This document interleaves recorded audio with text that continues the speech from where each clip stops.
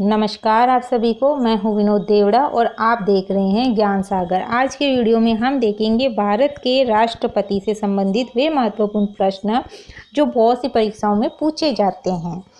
ये part second है और यदि आपने इसका पार्ट 1 नहीं देखा है तो इस वीडियो के डिस्क्रिप्शन बॉक्स में आपको उसका लिंक मिल जाएगा। आप ज़रूर देखिएगा। दोनों ही वीडियो आपके लिए बहुत हेल्पफुल होने वाली है। वीडियो में एंड तक हमारे साथ बने रहिएगा और अगर आपको मेरी वीडियो पसंद आती है तो प्लीज़ एक लाइक, शेयर और सब्सक्राइब करते चलिएगा। तो चलिए शुरू करते हैं। फर्स्ट क्वेश्चन है, राष्ट्रपति संघ सरकार का कोई भी कार्य निम्नलिखित में से किस प्रकार से राज्य सरकार को सौंप सकते हैं। मित्रों, 3 प्रकार की सूचियां होती है, संघ सूची, राज्य सूची और समवर्ती सूची। जो संघ सरकार के जो कार्य होते हैं, यदि वह राज्य सरकार को सौंपना चाहती है तो वो राज्य सरकार से परामर्श करके अपने कार्य राज्य सरकार को दे सकती है। और समवर्ती सूची जो है उसके ऊपर राज्य सरकार और संघ सरकार दोनों मिलकर फैसला लेते है और राज्य सरकार तो राज्य सरकार की होती ही है राज्य सूची। तो उत्तर सी, राज्य सरकार से परामर्श करके इसका सही आंसर होगा कि संघ सरकार अपना कार्य राज्य सरकार को सौंप सकती है। भारत के राष्ट्रपति को उनके पद से कौन हटा सकता है। उत्तर सी, संसद। भारत के संसद की लोकसभा चाहे राज्यसभा किसी भी सदन में राष्ट्रपति के खिलाफ महाअभियोग लाया जा सकता है। अनुच्छेद के संविधान के अनुच्छेद 61 के अंदर ये प्रावधान है और महाअभियोग के द्वारा राष्ट्रपति को उनके पद से संसद हटा सकती है। तो उत्तर सी इसका राइट आंसर। भारतीय राष्ट्रपति के सर्वसम्मति से चुने जाने का अभी एकमात्र उदाहरण है। तो एकमात्र उदाहरण सर्वसम्मति से, इसका सही आंसर है उत्तर डी, नीलम संजीव रेड्डी। इन्हें सर्वसम्मति से यानी निर्विरोध रूप से चुना गया था और ये एकमात्र उदाहरण है। नीलम संजीव रेड्डी भारत के छठे राष्ट्रपति थे। कौन से राष्ट्रपति थे? छठे राष्ट्रपति थे नीलम संजीव रेड्डी, जिनका कार्यकाल 1977 से लगा के 82 तक था। ठीक है ना मित्रों। और नीलम संजीव रेड्डी की जो छवि थी वो एक कवि, एक अनुभवी राजनेता और एक कुशल प्रशासक के रूप में थी। तो ये थे नीलम संजीव रेड्डी। भारतीय संविधान का कौन सा अनुच्छेद राष्ट्रपति के पद के लिए पुनर्निर्वाचन की योग्यता निर्धारित करता है। तो उत्तर डी, 57। अनुच्छेद 57 ये कहता है कि एक व्यक्ति राष्ट्रपति पद के लिए पुनः निर्वाचित हो सकता है और उसकी जो योग्यताएं हैं वो अनुच्छेद 57 के अंदर दी गई है।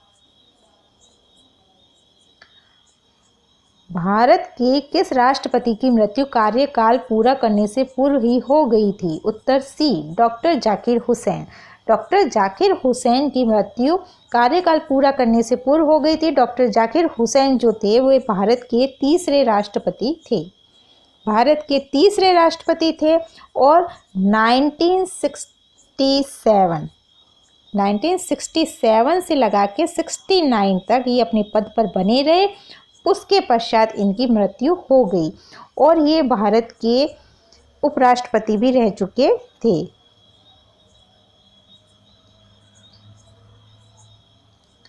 निम्नलिखित में से भारत का राष्ट्रपति किसकी नियुक्ति नहीं करता है। तो सही आंसर है ए, उपराष्ट्रपति। राष्ट्रपति उपराष्ट्रपति की नियुक्ति नहीं करते हैं। तो फिर उपराष्ट्रपति की नियुक्ति कौन करता है।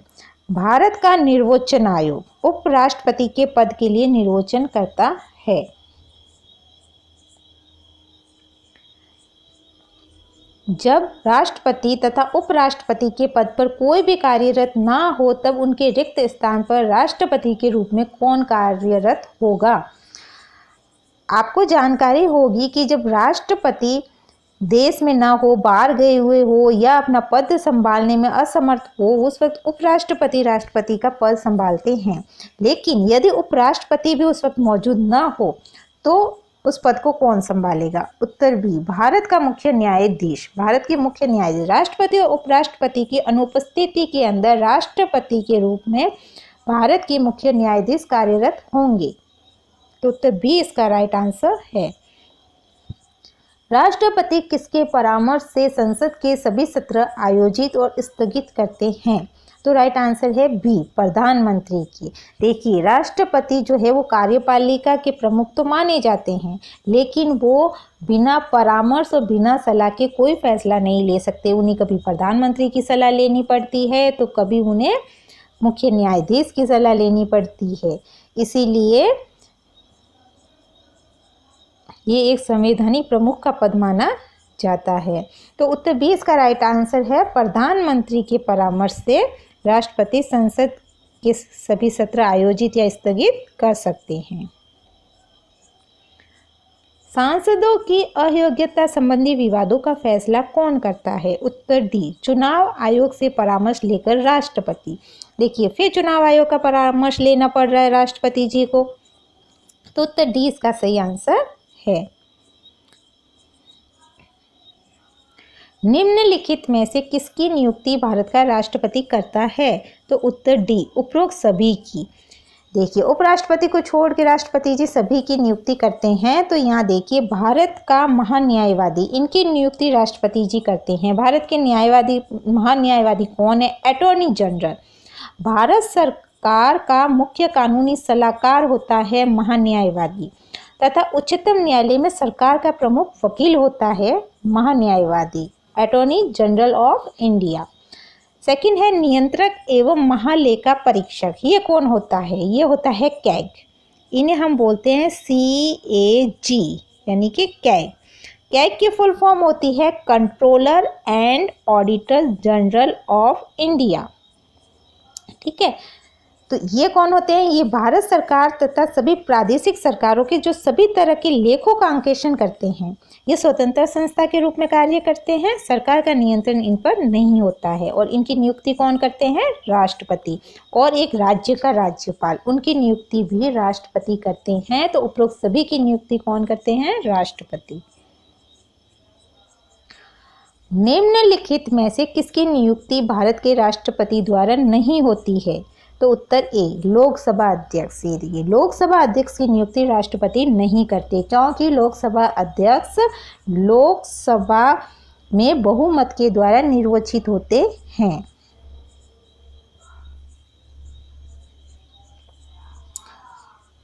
भारत के राष्ट्रपति की मर्जी तक निम्नलिखित में से कौन अपने पद पर रह सकता है? उत्तर सी, राज्यपाल। राष्ट्रपति जी राज्यपाल की नियुक्ति करते हैं, इसलिए ये राष्ट्रपति की मर्जी तक अपने पद पर रह सकते हैं। अगर राष्ट्रपति जी चाहे तो इन्हें इनके पद से हटा सकते हैं। वित्त बिल के लिए किसकी पूर्व स्वीकृति आवश्यक है?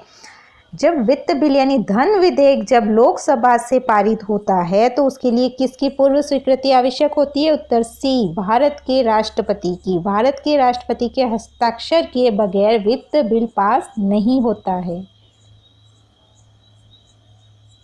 भारत के राष्ट्रपति को यह अधिकार प्राप्त नहीं है कि वह क्या नहीं कर सकते? न्यायालय के न्यायाधीश को हटाए। उत्तर बी, न्यायालय के न्यायाधीश को राष्ट्रपति जी नहीं हटा सकते। इनको महाभियोग, संसद के अंदर महाभियोग लगाकर हटाया जाता है। तो आंसर बी इसका सही उत्तर है। किसी विधि के प्रश्न पर सर्वोच्च न्यायालय से परामर्श लेने का अधिकार किसको है? देखिए, विधि यानी कानून संबंधी यदि कोई प्रश्न उत्पन्न हो जाता है तो राष्ट्रपति को, उत्तर बी, राष्ट्रपति को ये अधिकार होता है कि वे सर्वोच्च न्यायालय से इस पर परामर्श ले कि उन्हें क्या करना चाहिए और क्या नहीं करना चाहिए, और सर्वोच्च न्यायालय उन्हें परामर्श देता भी है। लेकिन राष्ट्रपति जी बाध्य नहीं है सर्वोच्च न्यायालय के परामर्श को मानने के लिए। वो उनकी इच्छा है कि वो उसने माने या ना माने, वो अपने विवेक से फैसला लेते हैं। तो उत्तर 20 सही आंसर है इसका। राष्ट्रपति को यह अधिकार है कि विधि के प्रश्न पर वो सर्वोच्च न्यायालय से परामर्श ले सकते हैं। भारतीय संविधान का कौन सा अनुच्छेद राष्ट्रपति को उच्चतम न्यायालय से परामर्श करने की शक्ति प्रदान करता है? अच्छा, अब ये किसमें वर्णित है कि वे सर्वोच्च उच्चतम न्यायालय से परामर्श ले सकते हैं? तो ये है उत्तर सी, अनुच्छेद 143 के अंदर ये वर्णित है कि राष्ट्रपति जी उच्चतम न्यायालय से परामर्श ले सकते हैं। निम्नलिखित में से कौन राष्ट्रपति का कार्य नहीं है? कौन सा राष्ट्रपति जी का कार्य नहीं है? उत्तर डी, किसी सत्र के अंतर्गत लोकसभा की बैठकें आहूत करना। जब संसद का सत्र चल रहा होता है उस वक्त राष्ट्रपति जी लोकसभा की बैठकें आहूत नहीं कर सकते हैं, ठीक है ना, ये राष्ट्रपति जी का कार्य नहीं है।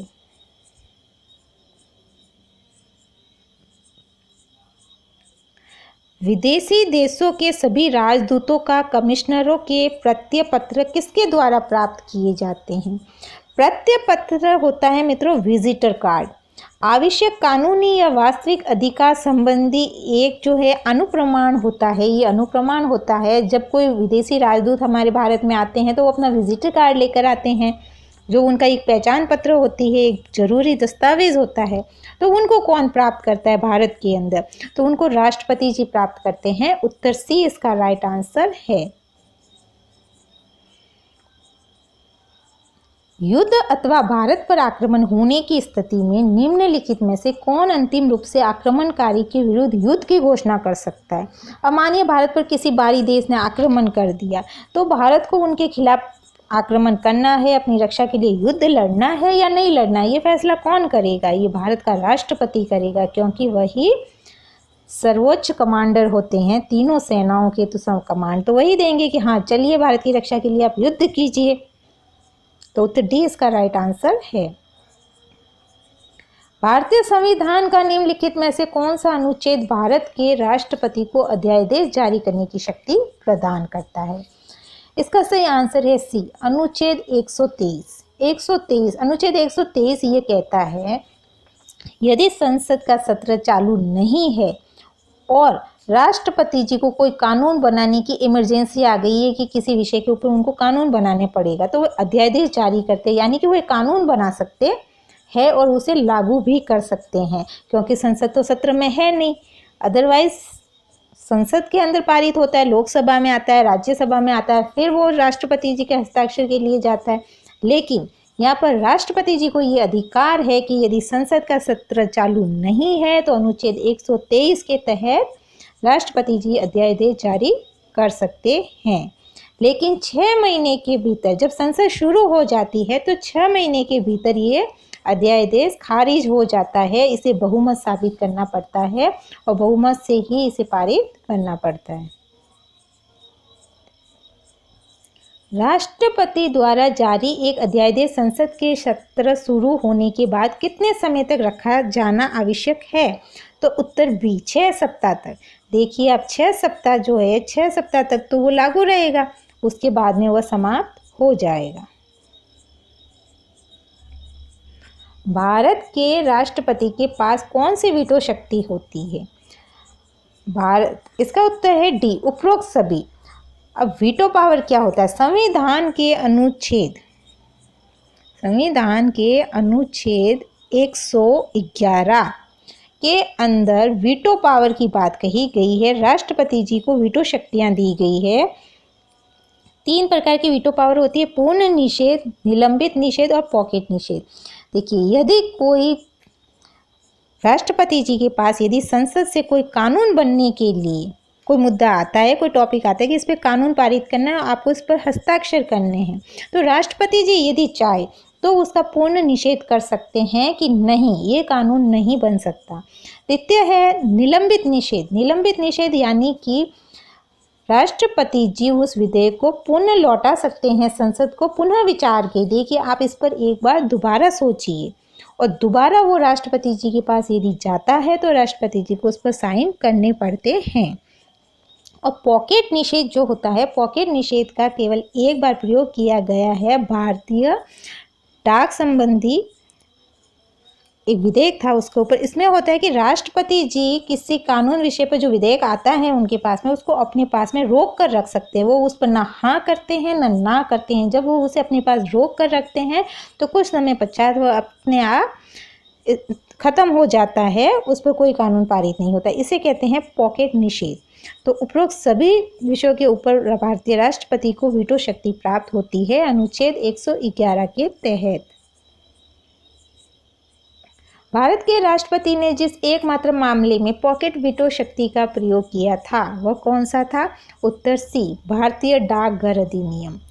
ठीक है ना, इसमें पॉकेट वीटो की शक्ति का प्रयोग किया गया था। राष्ट्रपति जी ने इसे अपने पास में रोक लिया था, ना हाँ की ना की, थोड़े समय बाद में खत्म हो गया ये।